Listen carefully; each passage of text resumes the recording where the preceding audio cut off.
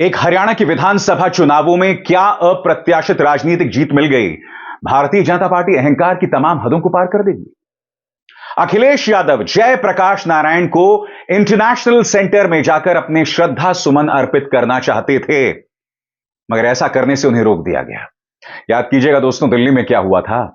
दिल्ली की मुख्यमंत्री जो हैं, उनका सामान उनके घर से बाहर पीडब्ल्यूडी ने कर दिया, यह कहते हुए कि सामान रखने की इजाजत नहीं ली गई थी। मैं आपसे एक सवाल पूछना चाहता हूं, आजाद भारत के इतिहास में ऐसा कब हुआ है जब किसी मुख्यमंत्री का सामान उनके घर से बाहर कर दिया गया है?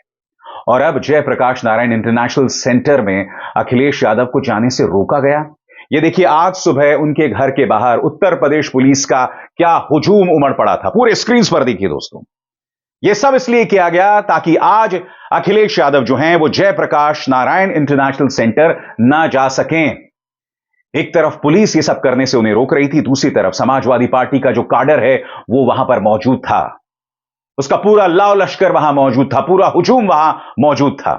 अपने आप में यह तस्वीर जो है भारतीय जनता पार्टी के लिए बहुत अच्छी नहीं है।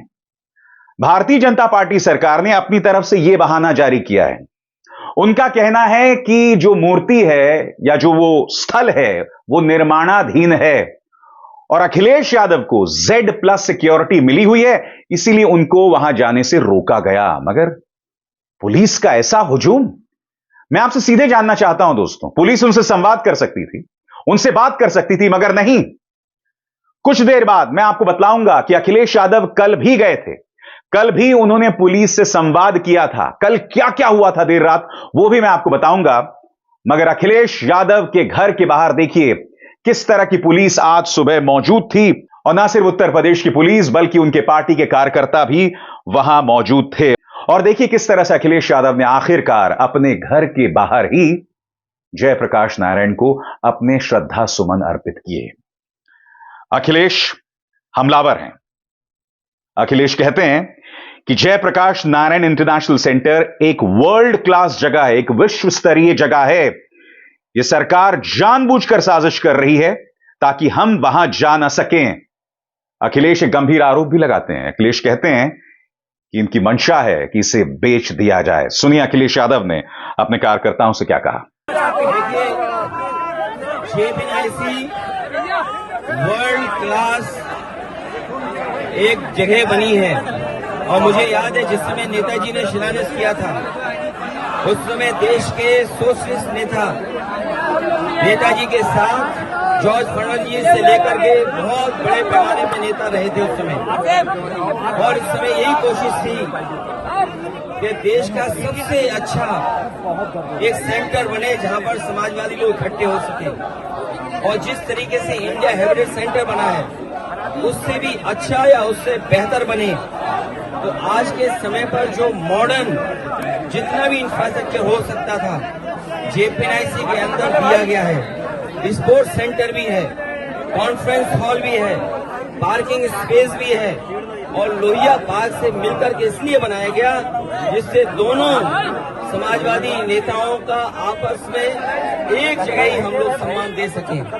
लेकिन इस सरकार ने जानबूझ करके उसको रोका है और साजिश ये है कि ये वर्ल्ड क्लास जो बिल्डिंग बनी है उसको बेच दिया जाए, क्योंकि ये सरकार बेच करके लाभ लेना चाहती है।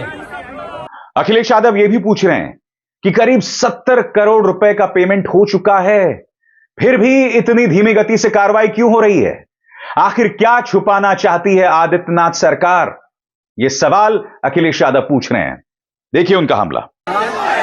उसके रखरखाव, JPNIC का रखरखाव की जिम्मेदारी सरकार की थी।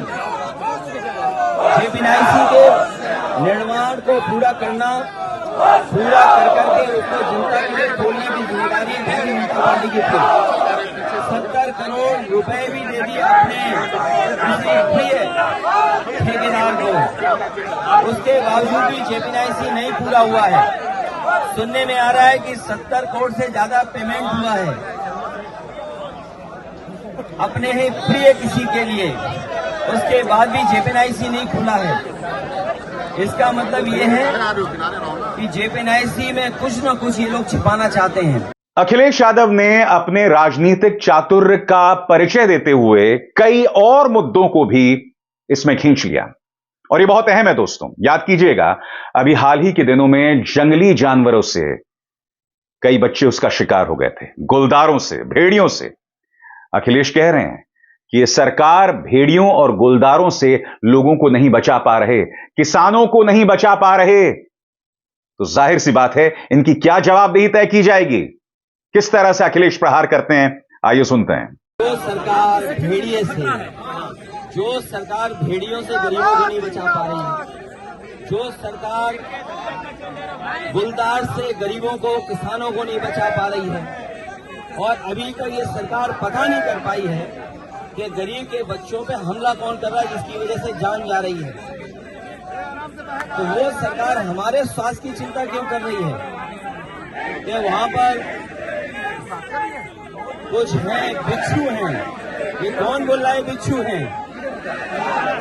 इन्हें हमारे स्वास्थ्य की इतनी क्यों चिंता है कि हमें बिच्छू आ जाएगा? सरकार में ही बिच्छू हैं। इस मौके पर अखिलेश यादव ने नीतीश कुमार को भी नसीहत दी। उन्होंने कहा कि जिस तरह से उन्हें जयप्रकाश नारायण इंटरनेशनल सेंटर जाने से रोका गया, यह नसीहत उन तमाम समाजवादियों की है जिन्होंने जयप्रकाश नारायण से इंस्पिरेशन लिया था, प्रेरणा ली थी। उन्होंने अपील की नीतीश कुमार से कि यह सरासर जयप्रकाश नारायण का अपमान है, आप खामोश क्यों हैं?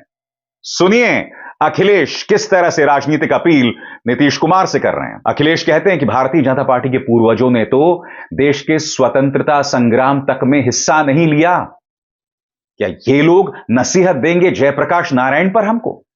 अखिलेश उग्र होकर क्या कहते हैं, सुनते हैं। भारतीय जनता पार्टी स्वतंत्रता आंदोलन में नहीं रहे। भारतीय जनता पार्टी के लोगों ने स्वतंत्रता आंदोलन में कोई योगदान नहीं दिया है। इसलिए जो लोग योगदान और जिनके कारण देश आजाद हुआ है, उनका ये सम्मान नहीं करना चाहती है भारतीय जनता पार्टी। भारतीय जनता पार्टी के लोगों के महापुरुष स्वतंत्रता आंदोलन में कितने थे या किस तरह का व्यवहार रहा है स्वतंत्रता आंदोलन में, वो इतिहास किसी से छिपा नहीं है। जिन लोगों ने आजादी दिलाई और आजादी के बाद देश को एक नई विचारधारा दी, उसको रोकने का काम कर रहे हैं। ये समाजवादियों का आंदोलन रुकने वाला नहीं है, इसी तरीके से लगातार चलता रहेगा। अखिलेश ने सीधा ताना मुख्यमंत्री आदित्यनाथ पर लगाया। उन्होंने कहा कि अगर भारतीय जनता पार्टी जयप्रकाश नारायण के मायनों को समझ रही होती तो फोर्स नहीं लगाती, पुलिस बल तैनात नहीं करती, खुद इस त्योहार को हमारे साथ मना रही होती। सुनिए क्या कहते हैं अखिलेश।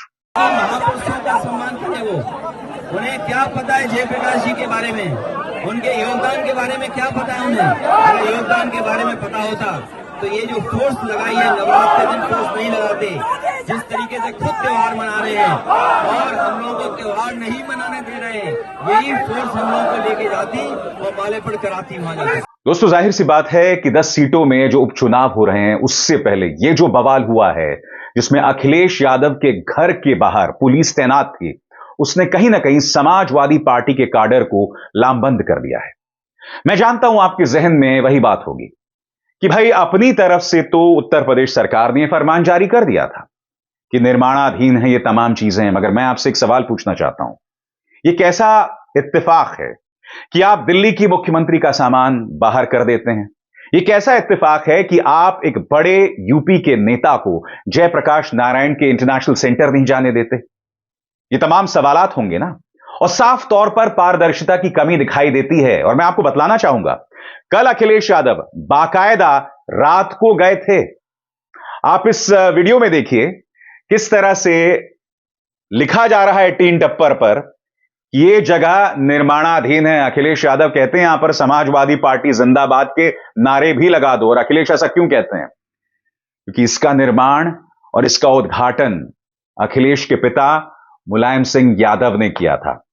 और फिर देर रात उन्होंने पत्रकारों से भी बात की थी और भाजपा पर करारा हमला बोला था। सुनते हैं। दोस्तों, हर चीज को करने का एक तरीका होता है। दिक्कत यह है कि भारतीय जनता पार्टी ने राजनीतिक संवाद लगभग खत्म कर दिया है। क्यों? क्योंकि चाहे मुख्यमंत्री आदित्यनाथ हों या फिर प्रधानमंत्री नरेंद्र मोदी, वो अपने विरोधियों को देशद्रोही बताते हैं, देश का दुश्मन बताते हैं, हिंदू विरोधी बताते हैं, बगैर प्रमाण के। चाहे प्रधानमंत्री नरेंद्र मोदी हो या मुख्यमंत्री आदित्यनाथ, ये इस बात को बखूबी जानते हैं कि ये किसी भी तरह का झूठ बोल सकते हैं और इस पर कोई लगाम नहीं है। इनका प्रचार तंत्र इसे आगे बढ़ाएगा, इनका गोदी मीडिया इसे आगे बढ़ाएगा। आपने जिस तरह का तनाव, जिस तरह की दुश्मनी पैदा कर दी है अपनी विरोधी विचारधारा के साथ, कि कोई भी सामान्य घटना इस हद तक पहुंच जाती है। मैं आपसे एक सवाल पूछना चाहता हूं, अगर देश की राजनीति सामान्य होती तो क्या आतिशी मरलेना से संवाद नहीं हो सकता था सामान को लेकर?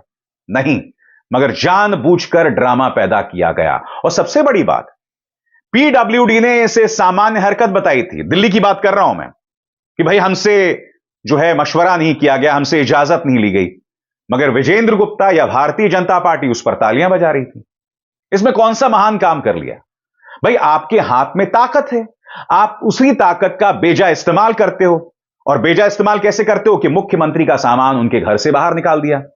अरे अगर दम है तो भारतीय जमीन पर जब चीनी बने हुए थे, चाइनीज फोर्सेस बनी हुई थी, तो उन्हें धक्का देकर बाहर करते ना।